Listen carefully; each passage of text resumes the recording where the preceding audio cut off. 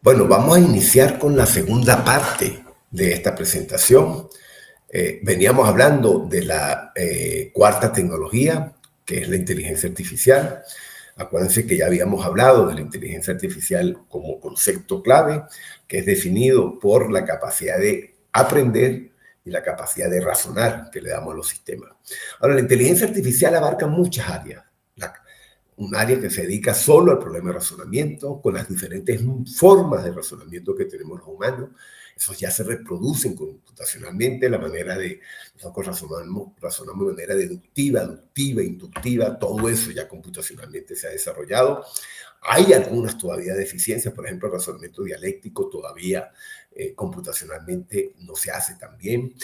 La visión artificial como uno de los sentidos más desarrollados nuestros a nivel computacional, la IA ha venido haciendo algoritmos para eso, toda la parte de aprendizaje automático.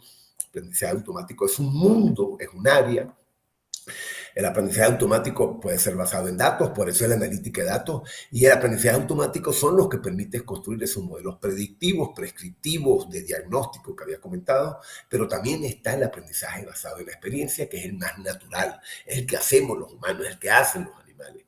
Entonces, esos dos tipos de aprendizaje se estudian en esa área. También todo lo que tiene que ver con procesamiento de lenguaje natural para entender tanto el audio como el texto, o todos los algoritmos de búsqueda para resolver problemas, por ejemplo, cuando viajamos de un sitio a otro, conocer las rutas, escoger el camino más corto, son algunas de las cosas que se estudian ahí, y todo lo que tiene que ver con inteligencia colectiva. Eh, pero antes de la inteligencia colectiva, todo un área de la IA que se dedica a emular el comportamiento biológico, por ejemplo, el cerebro, el comportamiento evolutivo de los humanos, de las especies, y como les dije, toda la parte colectiva. Por ejemplo, el aprendizaje grupal que se hace en las colonias de insectos, que es espectacular, todos los procesos autoorganizados y demás. Todas estas son áreas de la inteligencia artificial y en cada una de ellas hay muchísima gente trabajando. La inteligencia artificial se ha venido especializando como como la medicina. Así como en la medicina hay obstetras, hay ginecólogos, hay urólogos, hay traumólogos, expertos en traumología, igualito en inteligencia artificial. Hay expertos en aprendizaje automático, hay expertos en razonamiento, hay expertos en inteligencia colectiva, hay expertos solo en el tema de visión artificial. Se ha ido especializando porque es una necesidad por las complejidades de los modelos matemáticos, pero en este momento la IA se ha democratizado. Entonces tenemos mucho software como este software, yo le meto mi foto y él es capaz de predecir la edad de la persona que está ahí. Son modelos predictivos, ChatGPT, cualquiera lo tiene en su teléfono, y ahí hay procesamiento de lenguaje natural más aprendizaje automático para analizarlo. Hay un montón de herramientas como esta. Con estas herramientas yo meto datos y él construye modelos. Ustedes podrían meter, por ejemplo, los datos de su finca y empezar a construir modelos para predecir, para deducir, para diagnosticar problemas que haya. Entonces empiezan a haber muchos ambientes de desarrollo. También empiezan a haber muchos ambientes virtuales, metaverso. Imagínense que ustedes tengan una finca en un metaverso, en un espacio virtual y empiecen ahí a jugar, a emular, etcétera, con avatares que pueden ser animales, individuos. Ya empezamos a ver muchos ambientes de eso, por ejemplo, asistir a conciertos virtualmente con amigos que están en otros países, o los videojuegos y demás. Y otra área también que forma parte de la democratización es la inteligencia, todo lo que se viene haciendo en el mundo de los videojuegos. Los videojuegos, de hecho, son los que han permitido el avance más importante en el aprendizaje basado en experiencia. Es ahí donde se ha venido trabajando de una manera bastante fuerte para solidificar esto. Ahora, en la inteligencia artificial, el concepto de base es el concepto de agente. Para nosotros un agente es un vehículo autónomo, es cualquier cosa, cualquier dispositivo, el teléfono. Yo soy un agente para la inteligencia artificial. Y ese agente tiene una estructura y actúa. Una estructura es el esqueleto, por ejemplo, mío, y mis acciones es el comportamiento basado en mi conocimiento, basado en mis capacidades de razonamiento y demás. Entonces, una gente tiene un montón de mecanismos como los humanos, mecanismos para razonar, para guardar el conocimiento, para aprender, para percibir, para comunicarse. Una gente, entonces, está en un entorno, percibe el entorno y en función de eso actúa. por los mecanismos que él tiene. Entonces tenemos agentes que representan robo social, los vehículos autónomos, todos estos son agentes. Y los agentes se integran en comunidades de agentes. Por ejemplo, yo puedo ver a un animal como un agente y a un grupo de animales, a un lote de animal, como un sistema multiagente, como los ejemplos de robot, como los vehículos autónomos que se van sincronizando entre ellos, que se van coordinando, que van trabajando colectivamente para alcanzar objetivos grupales. Y por eso es que las colonias son tan efectivas. Las colonias han logrado un nivel de eficiencia organizacional enorme, con mecanismos de coordinación, de diálogo, de interacción, donde todos se comunican con todos. El sistema multiagente de inteligencia artificial tiene como meta fundamental lograr algo parecido a esto que les voy a presentar, que es lo que hacemos naturalmente nosotros.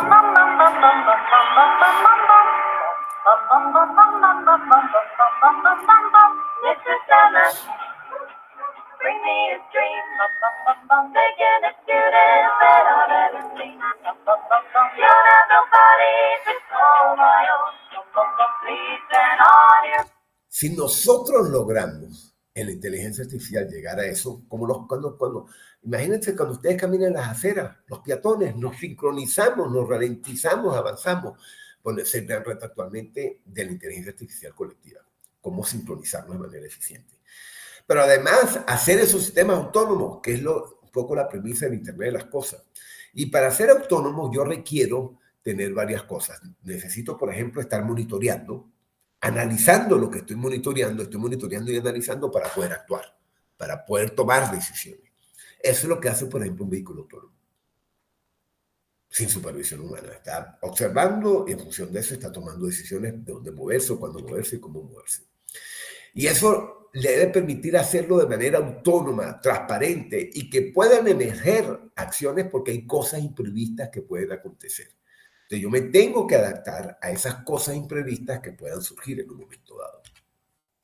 Entonces los ambientes inteligentes están mediados por un montón de tecnologías y de dispositivos que usan esas tecnologías para autoorganizarse, para actuar de manera inteligente y autónoma, usando ciclos autónomos como los que están viendo acá, para monitorear, analizar y tomar decisiones, usando modelos de conocimiento como los que les nombré antes, para predecir, modelos de conocimiento para prescribir, para recomendar, para diagnosticar, para detectar problemas. Entonces yo tengo un montón de modelos usando los datos del proceso que me permiten estar actuando de manera autónoma en ese ambiente. De una forma que voy brindando servicios permanentemente. Bueno, entonces fíjense que la inteligencia artificial promete un montón de cosas, pero muchas de esas cosas están en la nube. ¿Y qué se les ocurre a ustedes que es la nube? Seguramente van a decir, no, el cielo. ¿Dónde está la lluvia? ¿Dónde están las nubes? Pero no, la nube es Internet. Es Internet. Es Internet que me permite conectar de nuevo cosas. Es Internet que permite conectarme medios de almacenamiento con, por ejemplo, mi computadora. Entonces yo en ese medio de almacenamiento guardo cosas y las bajo en mi computador para utilizarlas. Dejo de utilizarlas y sigue para allá. Entonces tengo guardado documentos, datos, cualquier tipo de información en esa nube.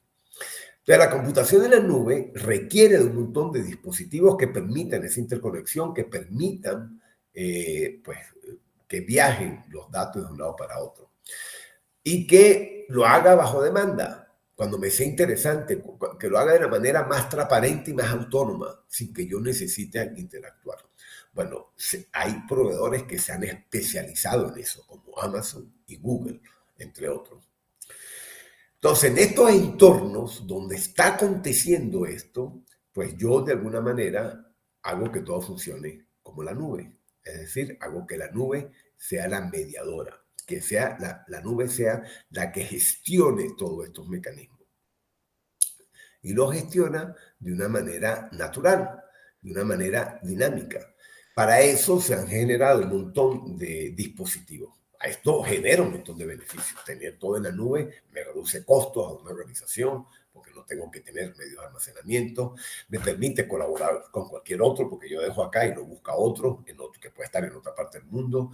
Estos sistemas tienen alta seguridad, escalabilidad, porque pueden crecer enormemente. Yo me puedo conectar, estoy ahorita aquí en España, me muevo a Costa Rica, me muevo a Argentina y tengo siempre los datos ahí, los recupero cuando quiero. Entonces, muy flexible, me conecto, muy productivo, reduce los riesgos. No tengo que instalar, sino, bueno, algunas aplicaciones sí hay que eventualmente instalar, pero reduce en general los costos tecnológicos por estas tecnologías. Además de que garantiza el mantenimiento y la seguridad, yo no me preocupo por ello, todos los gestores de estos ambientes se preocupan. Entonces existen varias formas de computación en la nube. Está el SaaS, el PaaS y el IaaS. Voy a hablar de cada uno de ellos. El SaaS es más orientado a servicios que me brindan. El PaaS está más orientado a plataformas que me brindan. Y IaaS más a arquitecturas de software que me dan. Veamos un poquito más ello. Entonces, el SaaS, como les dije, son software que me lo dan como servicio. Por ejemplo, que hubiera un ERP en la nube que me lo dé como servicio, yo no lo tengo. El correo electrónico mío puede estar en la nube, Mail, Google, es un software como servicio. Las plataformas como servicio ya no son software en particular, sino que tiene que ver con entornos que me dan, por ejemplo, mis bases de datos, que yo las tenga en la nube, o que yo tenga, por ejemplo, mis servidores web en la nube. Yo no tengo una base de datos en un servidor como tal. Y la infraestructura como servicio ya es entornos de hardware completamente como servicio, donde yo voy a poder ejecutar mi software en ese entorno de hardware. Entonces me dan en esos entornos de hardware, manejan todo el tema de seguridad, todo el tema de gestión del sistema operativo, entre otras cosas. Yo me preocupo de tener hardware conmigo. Esos son los tres modos de servicio. Y ahorita eso se ha extendido a cualquier cosa como servicio. No solo plataforma, no solo hardware, no solo software, sino cualquier cosa que se nos ocurra, brindarla como servicio. Entonces está muy de moda hablar de estas cosas. Bueno, fíjense que entonces hemos hablado de varias tecnologías hasta ahora. Internet de las cosas, computación en la nube, inteligencia artificial, algunas no he tocado como realidad virtual, analítica de datos. En la industria 4.0 con esas tecnologías, por ejemplo, permite la integración de organizaciones virtuales. Esta es una de las cosas más interesantes. Por ejemplo, que dos fincas se integren para producir algo en particular. Después se pueden desintegrar, es una integración virtual. Se integran, producen y se desintegran. Ahora, esos son integraciones horizontales y verticales en función de lo que yo quiera producir, en función de mis intereses. Entonces yo me interconecto con otros proveyendo servicios o tomando servicios de otros. Entonces, esto es un gran reto actualmente que es importante que ustedes consideren porque es algo que la industria 4.0 con estas tecnologías permite y que hay que explotar. Hay que explotar porque eso me permite adaptarme, por ejemplo, al consumidor. Que yo, por ejemplo, hay un producto que yo no tengo toda la capacidad de darlo, me integro con otra organización, agregamos competencias y en función de esas competencias proveemos ese servicio. En ese momento que lo estamos integrando, somos una organización virtual. Una organización virtual para esa actividad en particular, donde estamos uniendo nuestras competencias, nuestras habilidades para ese servicio particular que queremos dar. Entonces, las organizaciones virtuales es una de las cosas más interesantes que permite la industria 4.0 y que tenemos que mentalizar de ver en nuestros entornos cómo podemos hacer más eficientes nuestras organizaciones a partir de estas cosas.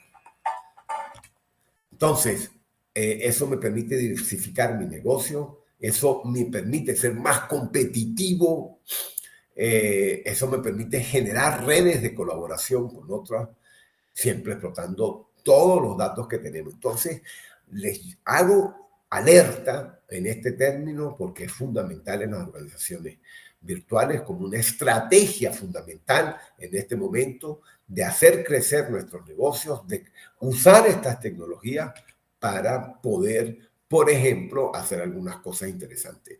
Fíjense que yo en las organizaciones virtuales lo primero que hago es identificar con quién puedo colaborar. Voy a preparar las especificaciones de esos nuevos productos basado en eso.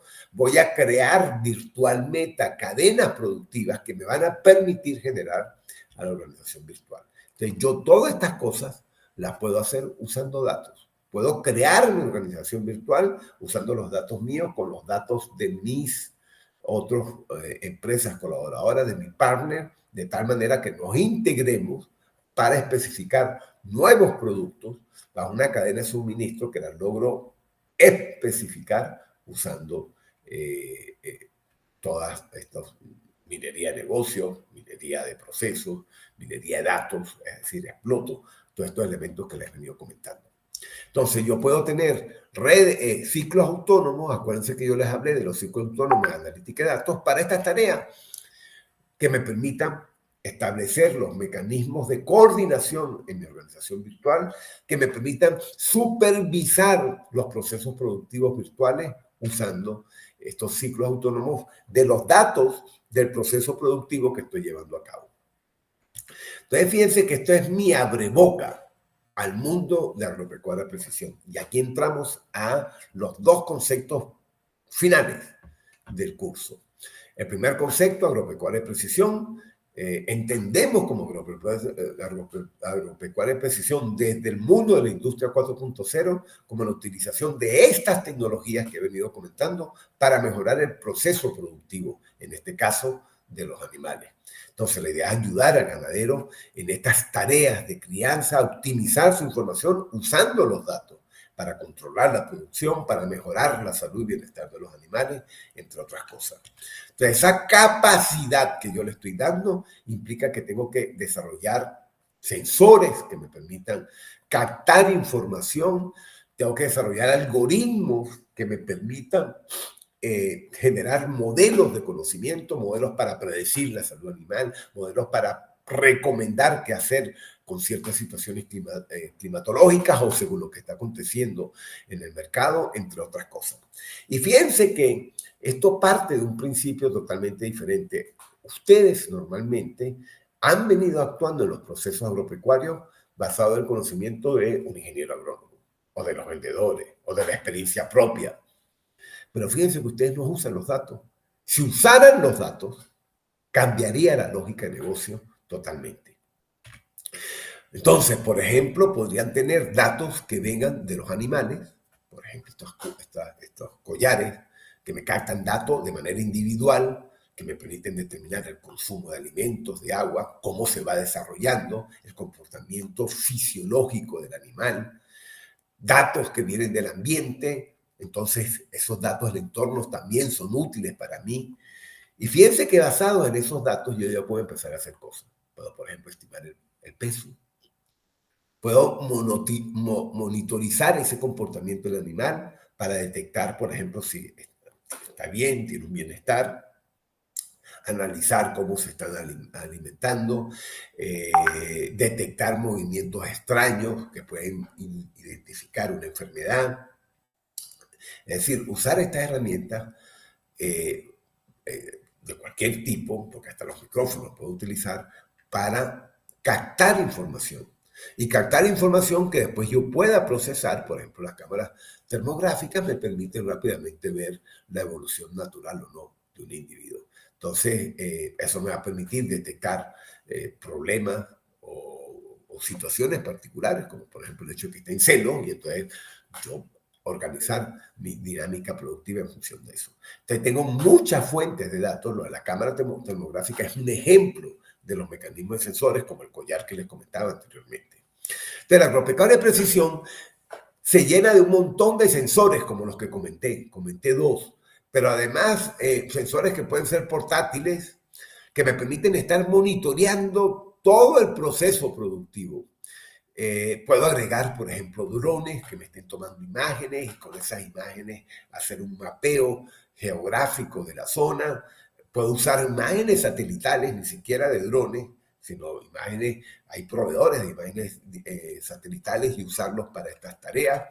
Y en función de eso, entonces empezar a ser más preciso las acciones. ¿Por qué? Porque puedo, por ejemplo, tomar muestras, ver esos datos y contrastarlos con otros datos que pueda tener y poder, por ejemplo, hacer diagnóstico que lo puedo tener en mi computador para tomar decisiones.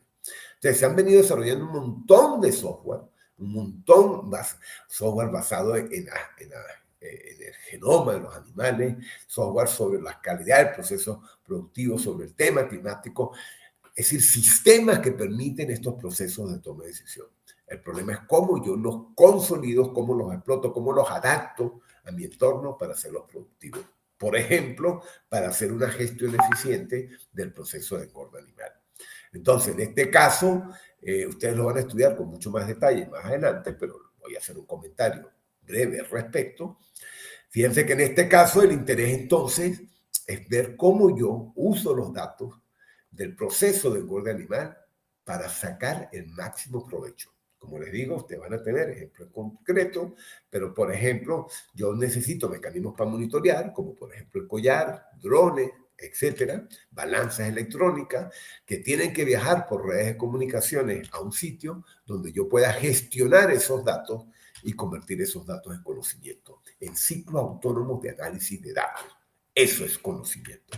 Esos ciclos autónomos, si le hago un zoom, entonces yo puedo tener ciclos para trabajar sobre el problema de las ventas, sobre el problema de las compras de ganado, sobre la tarea, como esta es de engorde de ganado, en qué momento debo comprar, en qué no, para preparar los circuitos por donde van los lotes, por donde van a moverse ese ganado, para monitorear su comportamiento. Ustedes van a ver ejemplos concretos de esto la semana que viene. Entonces, yo tengo ciclos autónomos que se encargan de esas tareas.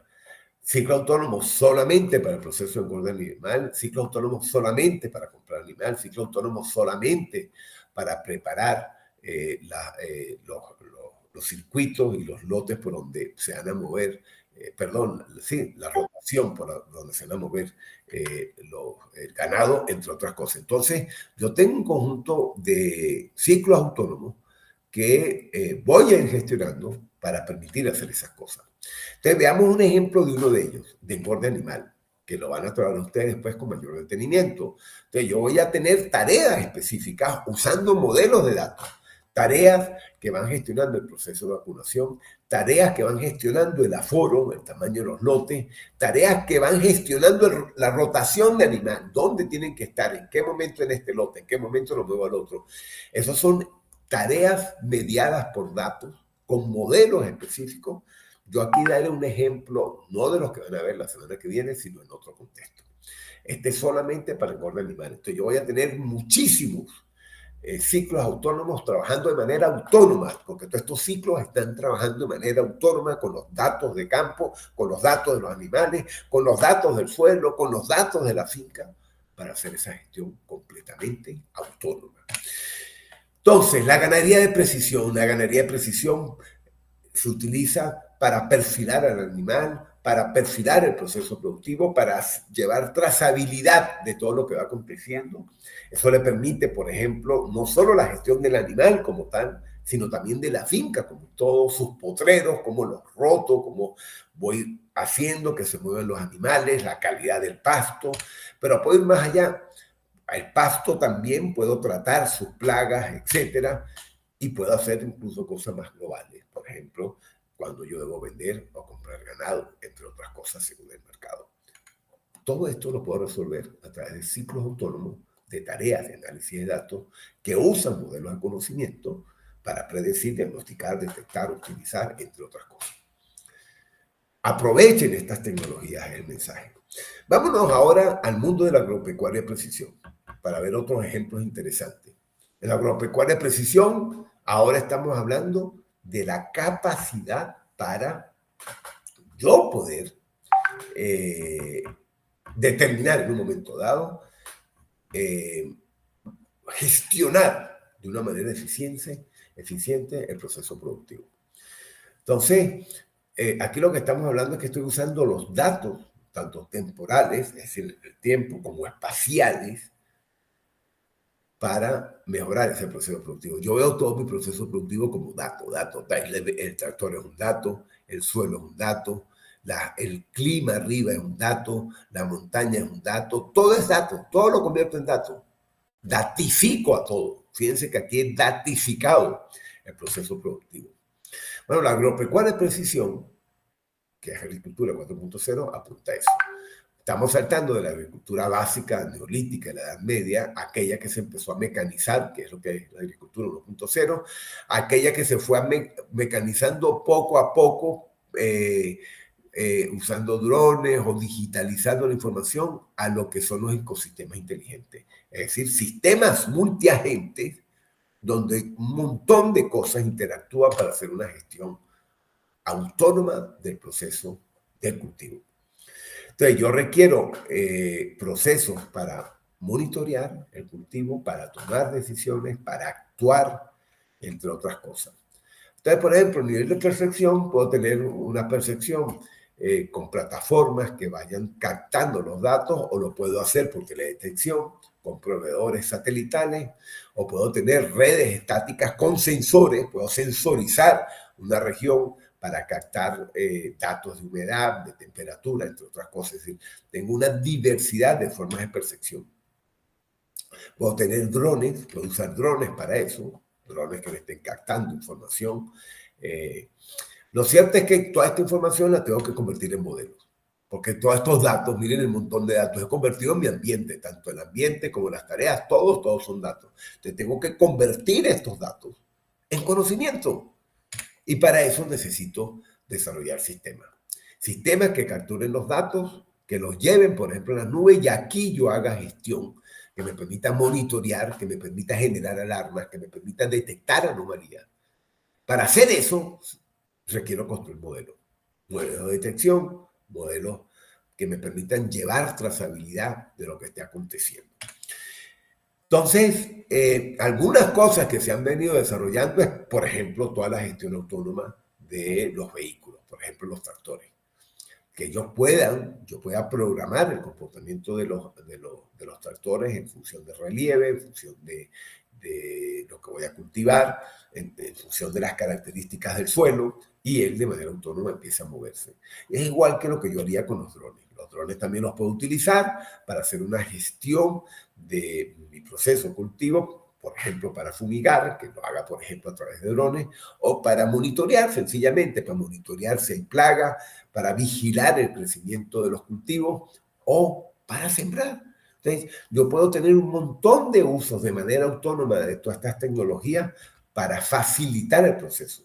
Lo que es importante es que todo eso es posible porque tengo sensorizado el campo, y esos sensores se pueden comunicar con el tractor, se pueden comunicar con el dron, y en función de las características de humedad que se transmitan, pueden, por ejemplo, tomar la decisión del dron de regar o no, porque se está comunicando con los sensores de humedad que determinan el estado de los campos, que determinan, sensores que determinan el tamaño de la fruta, sus necesidades, y en función de todo eso se va dando ese proceso autónomo de gestión. Pero eso implica que yo tengo que construir ciclos autónomos que permitan que ellos hablen, se integren, trabajen de manera integral, interoperabilidad.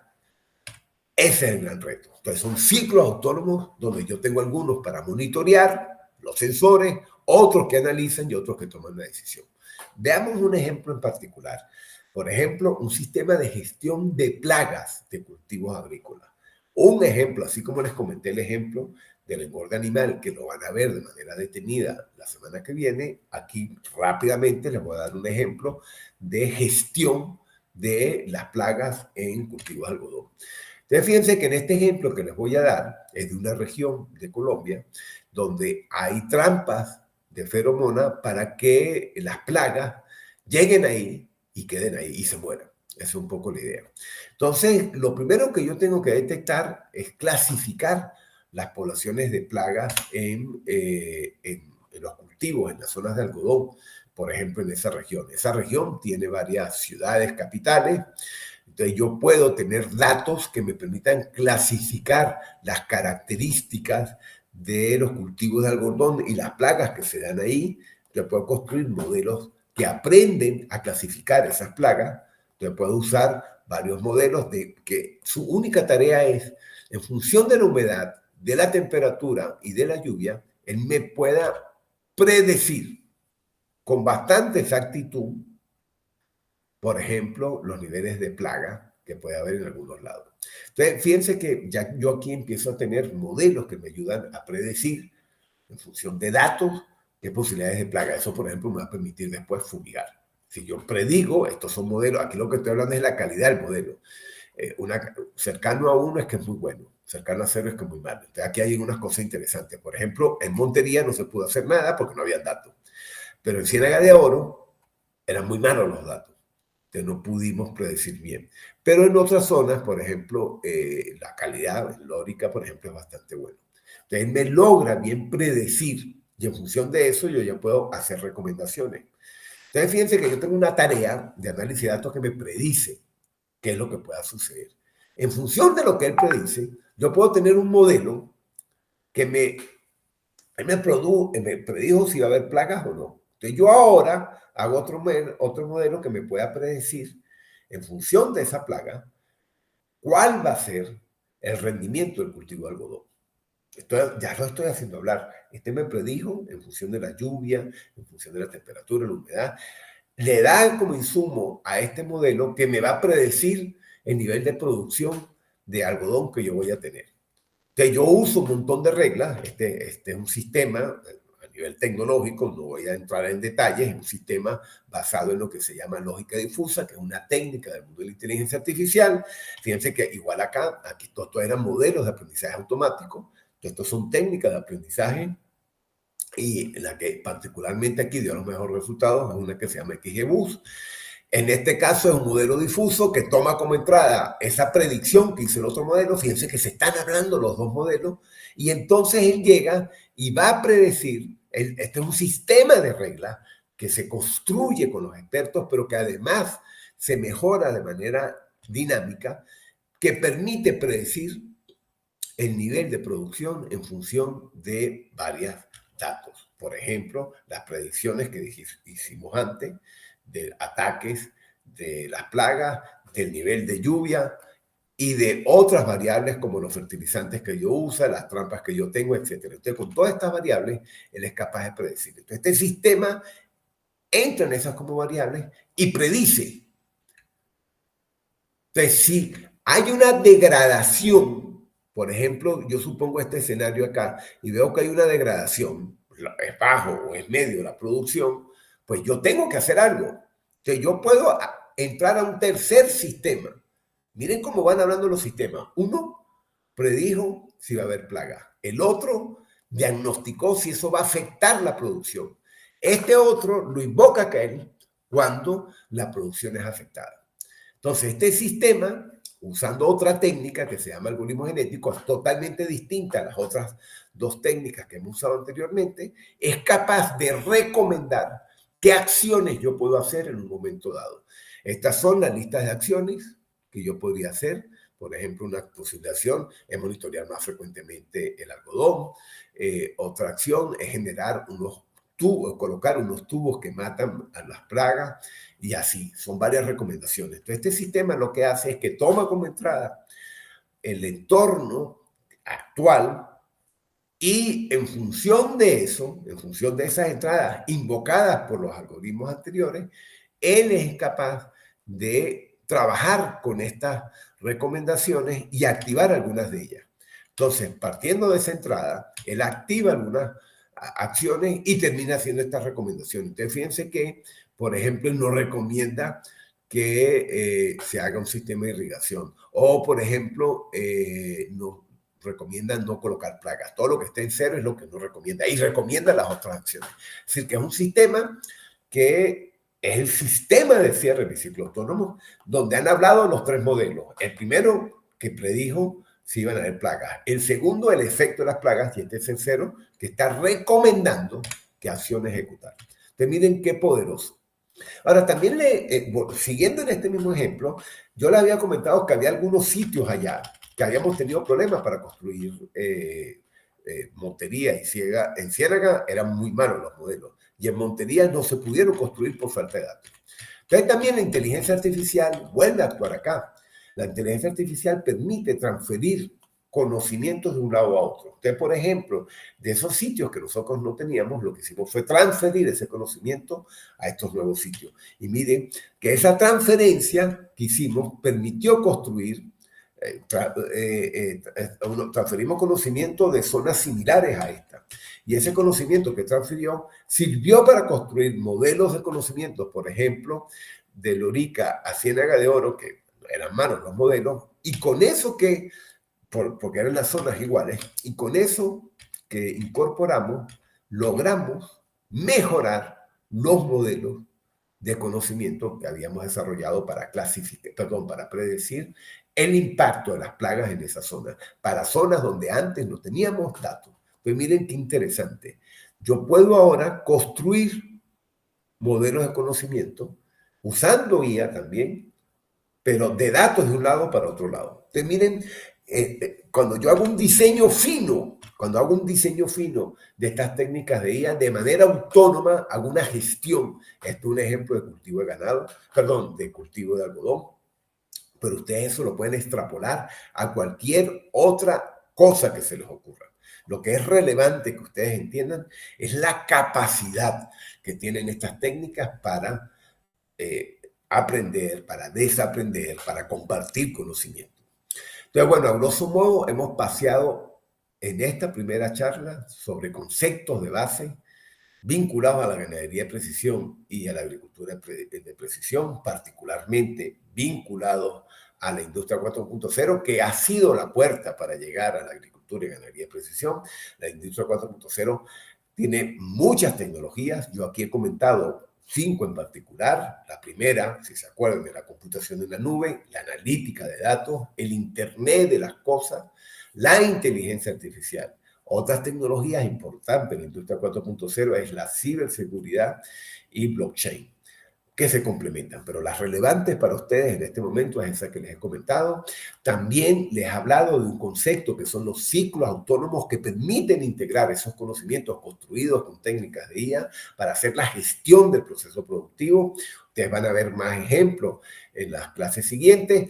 Y les di un ejemplo muy rápido en el cultivo de algodón de un ciclo autónomo que permite hacer la gestión del proceso de cultivo a partir de plagas que son detectadas, prediciendo la calidad del rendimiento en el sistema y si hay una degradación, recomendando las acciones. Todo esto usando técnicas de inteligencia artificial, diferentes técnicas que se integran para hacer la gestión del proceso. Entonces, si se dan cuenta, la inteligencia artificial puede ser construida para hacer cosas útiles. La inteligencia artificial ha llegado para quedarse. En todos lados va a haber algo de inteligencia artificial.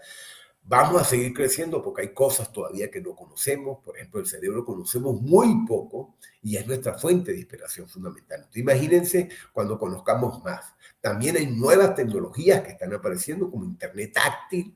Ahorita lo único que tenemos sobre Internet es oído y visión, más nada.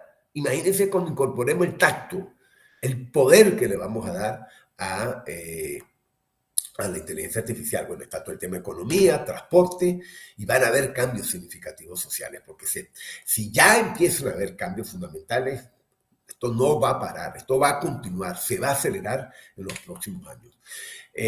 Siguen habiendo problemas a nivel ético, a nivel social.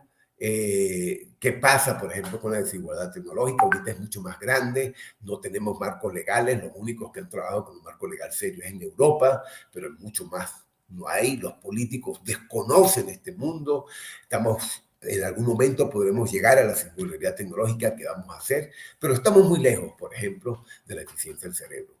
El cerebro es súper eficiente a nivel energético. Google está gastando una cantidad de energía enorme que abarca la energía de muchos países pobres, además con espacios para tener sus servidores y consumiendo agua de una manera bestial. Por eso es que actualmente se está trabajando en un área que se llama inteligencia artificial sostenible, porque lo que consumen estas herramientas es enorme. El cerebro es súper eficiente. Bueno, muchísimas gracias. Con esto hemos cerrado esta primera sesión con dos partes. que han permitido de alguna manera hacer un preámbulo a lo que ustedes van a estar viendo en las próximas sesiones. Muchísimas gracias por haber compartido conmigo este momento.